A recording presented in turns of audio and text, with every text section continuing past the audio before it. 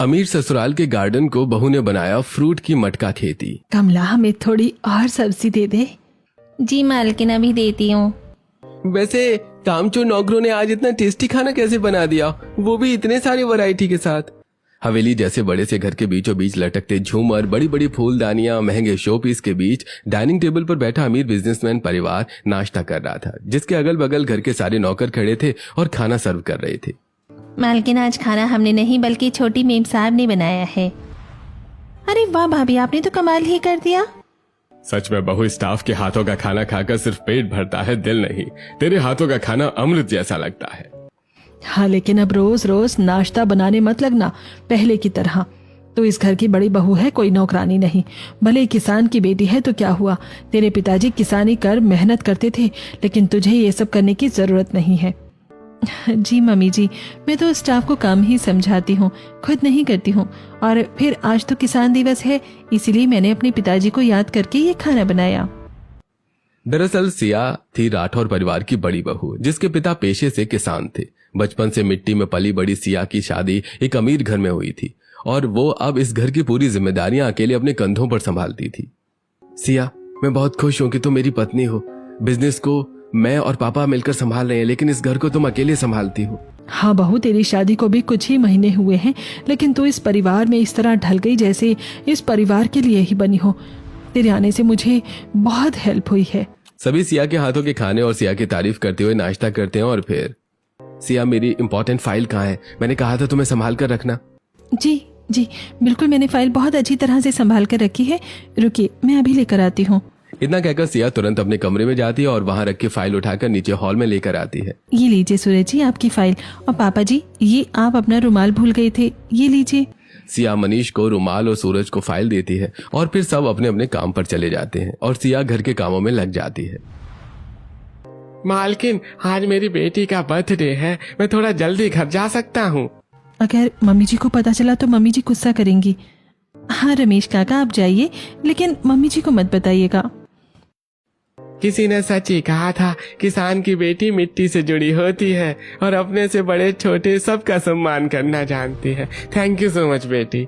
जी काका, मेरे पापा के ही दिए हुए सारे संस्कार हैं।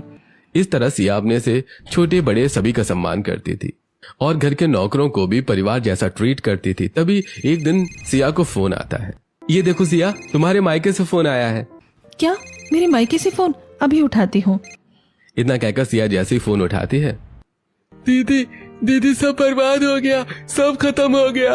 अरे क्या हुआ सौरभ, तो इस तरह रो क्यों रहा है? बात क्या है? दीदी आप गांव आ जाओ, अब पापा इस दुनिया में नहीं रहे। ये सुनते ही सिया के पैरों तले जमीन खिसक जाती है और फोन जमीन पर गिर पड़ता है। क्या हुआ सिया, तुम ठीक तो हो? अब बात क्या है? सूरज फोन उठाकर बात करता है और उसे पता चलता है कि सिया के पापा अब इस दुनिया में नहीं रहे और ये जानते ही सूरज सभी को तुरंत इकट्ठा करता है। बहू रो मत, कल फ्लाइट बुक करके तू अपने गांव चली जाना। हाँ, और फिर आपके पापा की उम्र भी तो हो गई थी और न ही अब आपको अपने घर वापस कभी जाना था। इतने बड़े महल को छोड़कर छोटे से गांव में कौन ही जाता है, तो फिर रोने का क्या ही फायदा। वो मेरे पापा थे, बचपन से मैं मिट्टी में खेलते हुए बड़ी हुई हूँ। भले ही मैं गाँव न जाती, लेकिन उनका एहसास हमेशा मेरे साथ रहता था। लेकिन अब सिया, तुम अपने आप को संभालो। अगर तुम टूट गई तो तुम्हारे छोटे भाई का क्या होगा? मैं कल ही सुबह की पहली टिकट बुक कर देता हूँ। इतना कहकर सूरज तुरंत प्लेन की टिकट बुक करता है और सिया के साथ गांव पहुंचता है और सिया के पापा का अंतिम संस्कार करवाता है। कुछ दिन बीतते हैं और फिर वापस लौटने का वक्त आ जाता है और सिया खेत की तरफ जाने लगती है। सिया, तुम वहां कहाँ जा रही हो? जल्दी चलो वरना फ्लाइट मिस हो जाएगी। मैं पापा को तो वापस नहीं ला सकती, लेकिन मैं उनके एहसास को खोना भी नहीं चाहती। इतना कहकर सिया तुरंत खेत जाती है और जमीन पर बैठकर खेत की मिट्टी को हाथ में लेकर गले से लगाती है। पापा, भले आप मुझे छोड़कर चले गए, लेकिन आपकी ये बेटी कभी आपको भूलेगी नहीं। इस मिट्टी में आपका एहसास छुपा है और इस मिट्टी को मैं हमेशा अपने पास रखूंगी। सिया छोटी सी पोटली में अपने पापा के खेत की मिट्टी लेती है और फ्लाइट में बैठकर सूरज के साथ अपने ससुराल पहुंचती है और गुमसुम सी होकर घर की जिम्मेदारियां संभालने लगती है। अरे जब से बहू गांव से लौट कर आई है, घर बहुत सोना सोना लगता है। न जाने बहू को क्या हो गया है। अरे पिता को खोया है उसने, शायद इसीलिए थोड़ी गुमसुम है। कुछ दिनों में सब ठीक हो जाएगा। वहीं उछलती सिया का एकदम से शांत हो जाना देखकर घर के नौकर भी आपस में बातें करने लगते हैं। अरे छोटी मैम साहब को हुआ क्या है? हाँ, सच में जब से गांव से वापस आई है तब से एकदम शांत हो गई है, जिसकी वजह से घर की रौनक भी चली गई है। इस पूरे घर में एक वही तो थी जो घर को संभाल कर रखती थी, बाकी सब तो बस अहंकार में जीते हैं, प्यार से नहीं। रिश्ते संभालना सिर्फ उन्हें आता है। सिया के शांत होने से घर का माहौल भी बिगड़ जाता है। इसी तरह एक दिन जब सूरज अपने लैपटॉप पर ऑफिस मीटिंग में लगा था कि तभी सुनिए जी, आप दिन भर काम में ही बिजी रहते हैं, मुझे आपसे कुछ बात करनी थी। हाँ जल्दी बोलो, क्या बोलना है, मेरा काम चल रहा है। मिट्टी का एहसास भी अलग होता है ना। मिट्टी सिर्फ पौधे नहीं उगाती बल्कि रिश्तों में प्यार भी जगाती है। क्या कह रही हो तुम? देखो मेरे पास बिल्कुल भी टाइम नहीं है, मुझे मेरी इंपॉर्टेंट मीटिंग अटेंड करने दो। इतना कहकर सूरज मीटिंग में व्यस्त हो जाता है और सिया बैठकर सोचने लगती है। यहाँ पैसे हैं लेकिन किसी के पास वक्त नहीं है। गांव में पापा के साथ जब खेती करती थी तो कितना मजा आता था। दिन भर काम, रात को आराम, लोगों से प्यार भरी बातें और मीठी प्यारी नींद। पर यहाँ ऐसा कुछ नहीं है। सिया सोचते सोचते गहरी सोच में चली जाती है और अब इसी तरह दिन बीतने लगते हैं। फिर एक दिन सिया की नजर घर के पीछे वाले सूखे गार्डन पर पड़ती है। इस गार्डन पर तो मेरी नजर गई ही नहीं थी पहले। आखिरकार ये गार्डन इतना बड़ा होने के बावजूद बेरंग क्यों है? सिया ये सोचते हुए आगे बढ़ती है और गार्डन में जाकर खड़ी हो जाती है। इस गार्डन में एक पेड़ भी नहीं है और न ही पौधे, जबकि पापा कहते थे कि बेटी, जहाँ पर भी खाली मैदान दिखे वहाँ पौधे लगा देना। पौधे मिट्टी को जकड़कर घर को मजबूत बनाते हैं। लेकिन पापा, अगर मैदान खाली ही हो तो क्या फर्क पड़ता है? मैं सोच रहा था मेरी चंचल बेटिया सवाल कैसे नहीं पूछ रही है। दरअसल जिस घर के आसपास पौधे लगे होते हैं उस घर में कभी नेगेटिव एनर्जी नहीं आती और घर के सदस्यों में प्यार बना रहता है। पौधे सिर्फ पौधे नहीं, अपनों का एहसास होते हैं। काश मैं यहाँ पर भी पौधे लगाकर पापा की यादों को ताजा कर पाती। सिया ये सोच ही रही थी कि तभी उसे कोई आवाज लगाता है और वो वहां से चली जाती है। इसी तरह रात को जब सिया सो रही थी, वाह, ये बगीचा हमारा है। हाँ ये मटकों से भरा बगीचा हमारा ही है। यहाँ पर कितने अच्छे अच्छे फल हैं, है ना? मुझे तो विश्वास नहीं हो रहा कि मटकों में फल उगे हैं। दरअसल गार्डन पूरा फूलों और फलों से भरा हुआ था। चारों तरफ हरियाली, रंग बिरंगे पौधे और सुंदर तितलियां उड़ रही थी। तभी एक तितली आकर सिया के हाथों में बैठ जाती है। ये तितली अचानक मेरे हाथ में क्यों आकर बैठ गई है? क्योंकि तितलियां उनका साथ देती हैं जो हिम्मत वाले होते हैं, जिनके अंदर कुछ करने की हिम्मत होती है। और फिर तुम एक किसान की बेटी हो, तुम बंजर खेत को भी हरा भरा कर सकती हो, तो फिर एक गार्डन क्या चीज है? सूरज की बात सुनकर सिया जैसी तितली पकड़ने की कोशिश करती है, तितली हवा में उड़ जाती है और तुरंत सिया की नींद खुलती है। क्या ये सपना था? सिया अपने अगल बगल देखती है, चारों तरफ उजाला था और वो अपने कमरे में थी। अभी तो सुबह के 5 बज रहे हैं, मतलब कि ये सपना था। लेकिन सपना कितना अच्छा था ना, कितना प्यारा गार्डन, चारों तरफ हरियाली। क्यों ना मैं घर के पीछे वाले गार्डन में भी पौधे लगाकर उसे हरा भरा कर दूं। शायद ये विचित्र सा सपना मुझे इसी बात का एहसास दिलाने के लिए आया है। काफी दिनों बाद सिया की आंखों में वो चमक दिखती है और वो सिया उठकर नहा धोकर तैयार होती है और घर में कुछ मटके मंगवाती है। मेम साहब, आपने मटके क्यों मंगवाए हैं? दीदी, आज मुझे सपना आया था जो मुझे एक किसान की बेटी होने का एहसास दिला रहा था और बस उसे देखने के बाद मेरे अंदर कुछ करने की शक्ति आ गई है।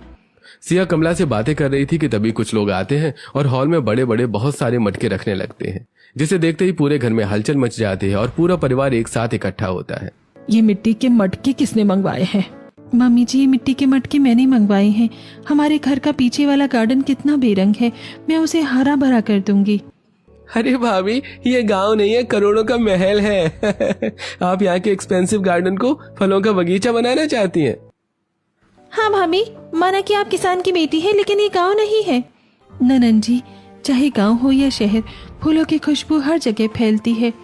और फिर पौधे तो गार्डन को सुंदर बनाते हैं, इसमें खराबी ही क्या है? बहू, तुम्हारी ये किसानों वाली बातें मेरे सिर के ऊपर से जा रही हैं। तुम ये भूलो मत कि तुम राठौर खानदान की बहू हो, किसी गरीब की कुटिया में रहने वाली गरीब नहीं हो। मनीष की बातें सुनकर सिया चुप हो जाती है और सारे मटके हॉल में रखवाकर खुद मार्केट निकल जाती है। मैंने सारे मटके हॉल में रखवा दिए हैं। जब तक मैं जाऊंगी तब तक माहौल शांत हो जाएगा, फिर मैं आराम से अपने पौधों में बीज लगा दूंगी। ये सोचते हुए सिया जाती है और पौधों के बीज खरीद कर वापस घर लौटती है, लेकिन तभी वहाँ एक भी मटका न देखकर हैरान रह जाती है। मैंने यहाँ इतने सारे मटके रखवाए थे, मेरे सारे मटके कहाँ गए? सिया इधर उधर ढूंढने लगती है। तभी वहाँ एक नौकर आता है और सिया के कान में कहता है, मालकिन, बड़ी मालकिन ने सारे मटके स्टोर रूम में रखवा दिए हैं और कहा है कि इस घर में वही होगा जो मैं चाहूंगी। क्या? अगर अब मैं जाकर मटके निकालूंगी तो घर में तमाशा हो जाएगा, लेकिन मेरी उम्मीदों का क्या? सिया रिश्ते बचाने के लिए उस वक्त कुछ नहीं कहती और जब रात को सभी अपने अपने कमरे में सो जाते हैं तब सिया उठकर स्टोर रूम में जाती है। मैं मटकों की कितनी उम्मीद से यहाँ साथ लेकर आई थी, लेकिन मम्मी जी ने स्टोर रूम में रख दिया और अब इन मटकों पर तो धूल जम गई है, बिल्कुल मेरे पापा की यादों की तरह। पापा, पापा मैं भी खेती करूंगी, मुझे भी पौधे लगाने हैं। आ जाओ मेरे बच्चों, मैं तुम्हें सिखाता हूँ खेती कैसे करते हैं। देखो, पहले मिट्टी को अच्छी तरह से साफ कर लेते हैं। नहीं नहीं, मिट्टी तो गंदी होती है, मैं मिट्टी को नहीं छूऊंगा। अरे बेटा, तुझे मिट्टी की अहमियत नहीं पता है। मिट्टी हमारे लिए कितनी जरूरी है। जिस दिन ये बात तुझे समझ में आएगी तब तुझे एहसास होगा कि तू कितना गलत था। हमें अपनी मिट्टी के लिए सबसे लड़ जाना चाहिए। इतना कहकर रामलाल पौधे लगाने लगता है और थोड़ी देर बाद रामलाल साथ में सिया मिलकर छोटे छोटे मटकों पर डिजाइन बनाते हैं। पापा, पापा डिजाइन कितना ज्यादा सुंदर है और ये सारे मटके पहले से कितने ज्यादा अच्छे लग रहे हैं। पता नहीं मम्मी क्यों डांटती है। हाँ, तो मेरी इतनी प्यारी सिया इतना सुंदर डिजाइन बनाएगी तो अच्छे तो लगेंगे ही। और ये सवाल मम्मी की डांट का तो याद रखना, अगर तू सही है तो तुझे सबसे लड़ जाना चाहिए, पीछे नहीं हटना चाहिए। पापा ने सही कहा था, अपनी खुशियों और अपने फैसलों के लिए सभी से लड़ जाना चाहिए। अब चाहे पूरा घर मेरे खिलाफ क्यों ना हो जाए, मैं फलों का बगीचा बना कर रहूंगी। सिया अपने पिता की हर एक चीज को, हर सीख को याद करती है और फलों का बगीचा बनाने का फैसला लेती है, लेकिन उस रात बिना कुछ किए अपने कमरे में जाकर सो जाती है। फिर अगली सुबह, सूरज जी ये लीजिए आपकी इम्पोर्टेंट फाइल, कल आपने बताया था ना, इन्हें लेकर आपको ऑफिस जाना है। अरे हाँ, मैं तो भूल ही गया था। अच्छा हुआ तुमने याद दिला दिया, वरना फिर किसी स्टाफ को घर भेजना पड़ता। इतना कहकर सूरज फाइल लेकर ऑफिस चला जाता है और सिया बिना किसी बदलाव के ठीक उसी तरह से घर के कामों में व्यस्त हो जाती है। रामू काका आज आप बगीचे की सफाई कर दीजिए, रमेश काका आप खाना संभाल लीजिए और कमला काकी आप घर की सफाई कर दीजिए। सिया की बात सुनकर घर की सबसे छोटी नौकरानी चिंकी कहती है, हाँ दीदी मैं क्या करूँ, आपने तो मुझे काम ही नहीं बताया। तो मेरे साथ मेरे कामों में मदद करना, ठीक है? चलो अब सब अपने अपने काम पर लग जाओ।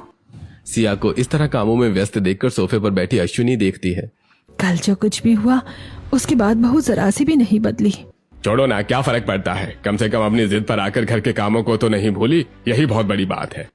सिया का बिहेवियर देखकर सभी सोचते हैं कि सिया गार्डन को बगीचा बनाने का फैसला छोड़ चुकी है, लेकिन सच्चाई कुछ और ही थी, क्योंकि सभी के सोने के बाद सिया आधी रात को उठती है। मामी जी मुझे माफ करना, लेकिन परिवार के रिश्तों को संभालने के लिए मुझे झूठ बोलना होगा। इतना कहकर सिया अपने कमरे से निकलकर स्टोर रूम पहुंचती है और वहां के सभी मटकों को साफ करती है। इन मटकों में कलर करके मैं सुंदर सुंदर डिजाइन बना दूंगी, ताकि जब पौधे इन मटकों में उगे तो सुंदर लगे। ये सोचकर सिया मटकों में अलग अलग डिजाइन बनाने लगती है। सिया इस काम में इतनी लीन हो जाती है कि पूरी रात कब बीत जाती है उसे पता तक नहीं चलता। अरे सुबह हो गई, अगर किसी ने मुझे यहाँ देख लिया तो मुसीबत खड़ी हो जाएगी। बचा हुआ काम आज रात को कर लूंगी। ये सोचकर सिया सारे मटके वहीं रखकर स्टोर रूम का दरवाजा बंद करती है और नहा धोकर रोज की तरह घर के कामों में लग जाती है। इसी तरह दिन बीतने लगते हैं। सुबह सिया घर संभालती तो रात को मटकों को रंगीन बनाती। इसी तरह एक दिन मेरे सारे मटके कलर हो गए हैं और अब सारे कितने ज्यादा सुंदर लग रहे हैं। अब मैं सभी के उठने से पहले गार्डन में इन्हें ले जाकर पौधे लगा देती हूँ, किसी को पता नहीं चलेगा। सिया ने किसी मटके पर मोर, तितलियां तो किसी पर बकरियां बनाई थी और उन सभी मटकों को सभी की नजरों से बचाकर गार्डन में ले जाकर फलों के पौधे लगाती है। अब बस इंतजार है पौधों के बड़े होने का, तब तक बस किसी को पता ना चले। सिया रोज रात को पौधों का ध्यान रखती, पानी डालती, खाद बनाती, जिसकी वजह से उसकी आंखों के नीचे डार्क सर्कल होने लगते हैं। जिससे एक दिन, बहू तेरी रातों की नींद पूरी नहीं होती है क्या? तेरी आंखों के नीचे ये काले खड्डे क्यों हो रहे हैं? नहीं नहीं मम्मी जी, मेरी नींद पूरी होती है, ये तो बस कल खांचा लगाया था उसी वजह से हो गए हैं। चल फिर ठीक है, लेकिन याद रखना इस घर के खिलाफ जाकर रात को चुप चुप कर कुछ करने की कोशिश मत करना। मेरी नजर सब जगह रहती है। अश्विनी की बात सुनकर सिया सतर्क हो जाती है और अब संभल कर काम करने लगती है, लेकिन फिर भी इतने दिनों बाद मिट्टी में हाथ पड़ने की वजह से सिया के हाथों में छाले पड़ जाते हैं। इन हाथों में हुए छाले सिर्फ कुछ ही दिनों के मेहमान हैं, लेकिन मेरी मेहनत से उगे पौधे मेरी यादों की तरह हमेशा साथ देंगे। सिया अपना हाथ देखते हुए पुरानी यादों में खो जाती है। बचपन में पापा के हाथों में भी ऐसे ही छाले पड़ते थे और पापा कहते थे कि कुछ पाने के लिए कुछ खोना पड़ता है। सिया हर एक कदम अपने पापा की यादों के सहारे बढ़ती थी, लेकिन किस्मत को यह मंजूर नहीं था और तभी महल में एक छोटी सी चोरी हो जाती है। किसकी इतनी हिम्मत हुई कि उसने महल से चीज चुराई है? अगर पैसे चाहिए थे तो मुझसे मांग लिया होता, चोरी करने की क्या जरूरत थी? मालकिन, हमने चोरी नहीं की और फिर हमें पैसों की क्या जरूरत? छोटा सा घर है, खाना तो आपके घर में ही खाते हैं। चोर कभी खुद नहीं कहता कि उसने चोरी की है। अब मैं पता लगाऊंगी असली चोर कौन है। इतना कहकर अश्विनी तुरंत कंट्रोल रूम में जाती है और सारे सीसीटीवी कैमरे चेक करने लगती है। तभी स्टोर रूम की रिकॉर्डिंग ऑन होती है। अरे बहू, ये क्या कर रही है? अपनी नींद खराब करके इतने प्यार से मटकों को कलर कौन करता है?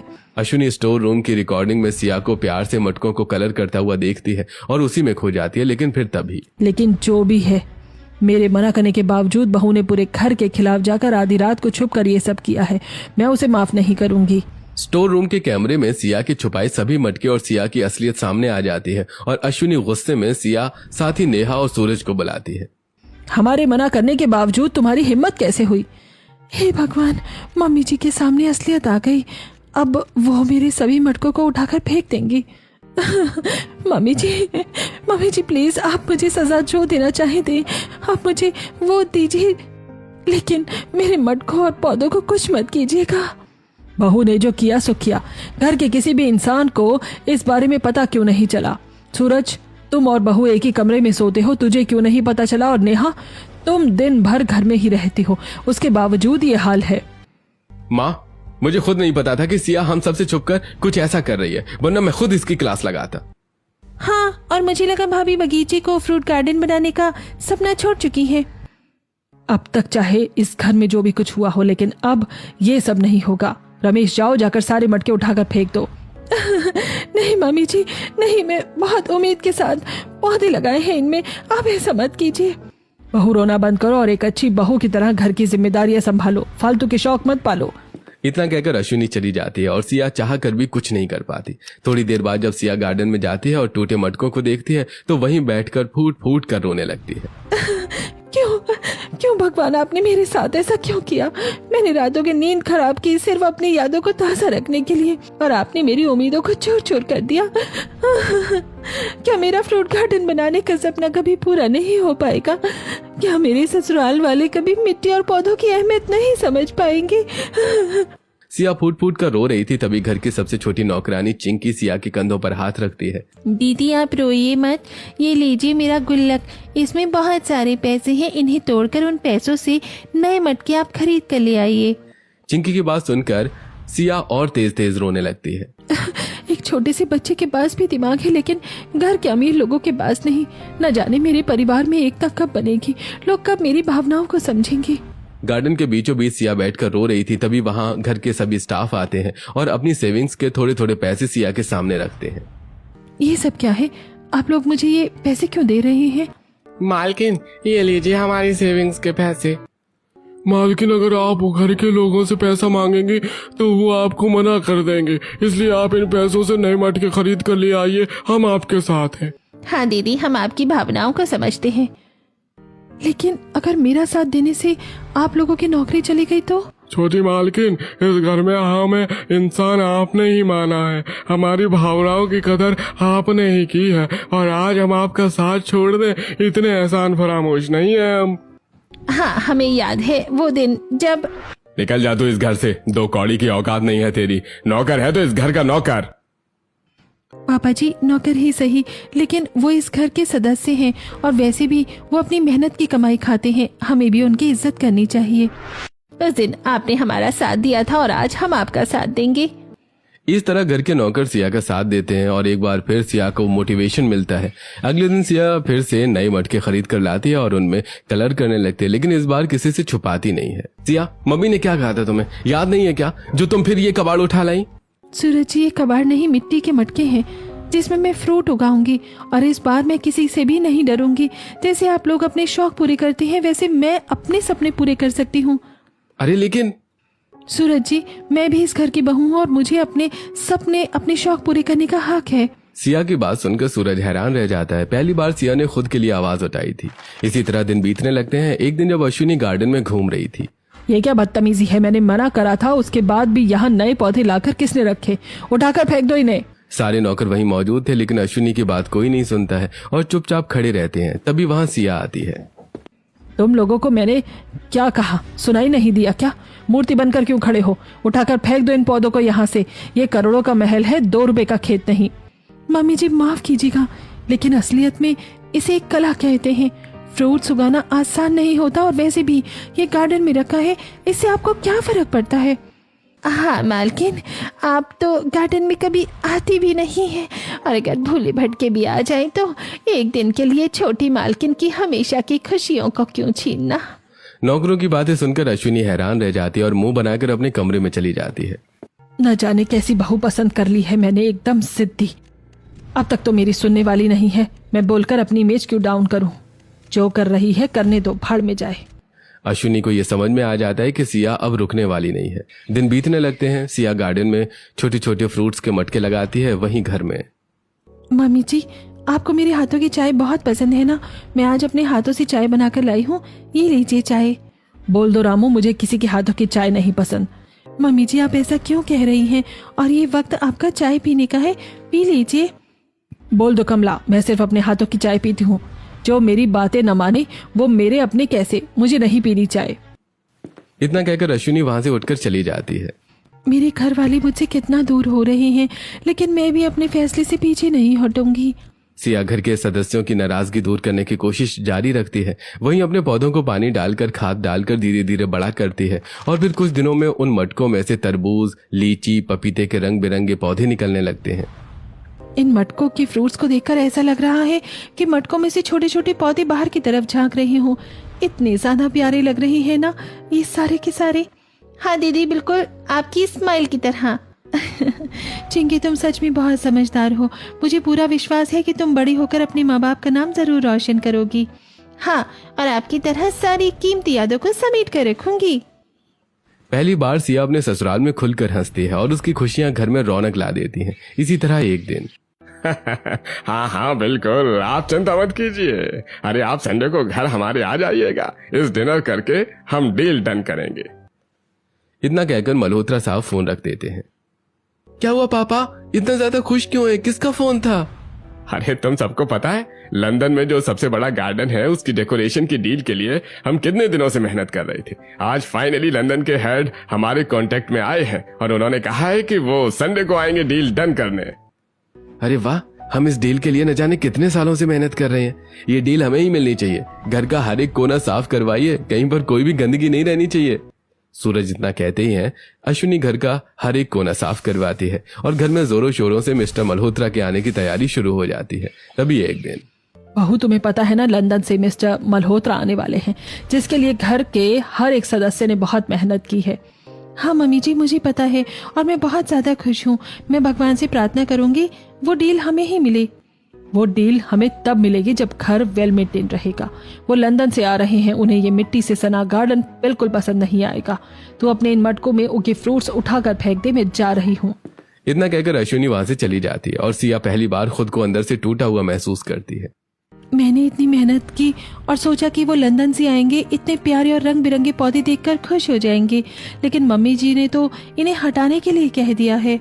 सिया ये सोच रही थी कि तभी उसके मायके से एक छोटा बक्सा भिजवाया जाता है। भाभी ये देखिए, आपके पापा की कुछ पुरानी चीजें आपके गांव से आई हैं, शायद आपके भाई ने भिजवाई होंगी।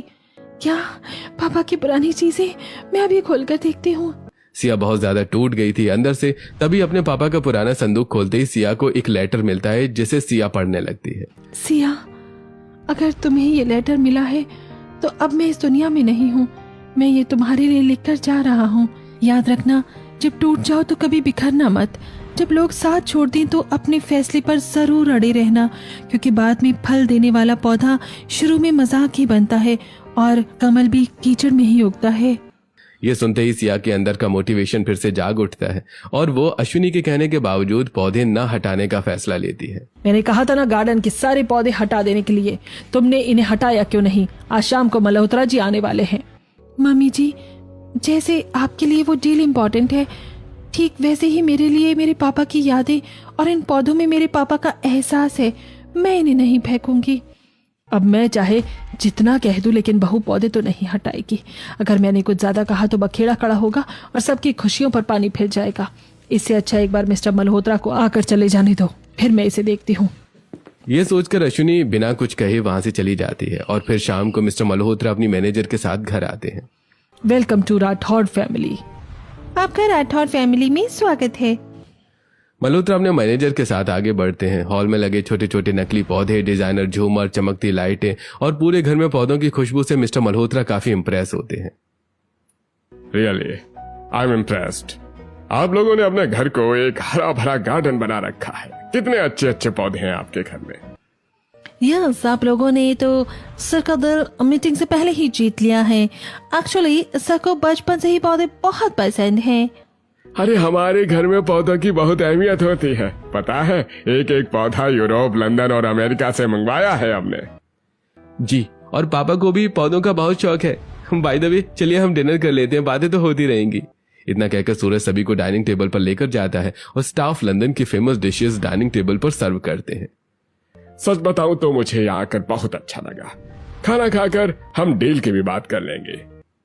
वैसे आप लोगों ने डील के बारे में क्या सोचा है? डील हमें ही मिलेगी ना? जिस तरह आप लोगों ने अपना घर डेकोरेट कर रखा है उसके हिसाब से तो शायद ये डील आपकी ही हुई। सभी खुशी खुशी के साथ बैठकर खाना खा रहे थे। तभी अचानक धमाकेदार बारिश शुरू होती है। चारों तरफ अफरा तफरी मच जाती है। लंदन, अमेरिका से आए सभी नकली पौधे खराब हो जाते हैं, कीचड़ में मिल जाते हैं और यहाँ तक कि सारा का सारा डेकोरेशन मिट्टी में मिल जाता है। ये अचानक बारिश क्यों शुरू हो गई?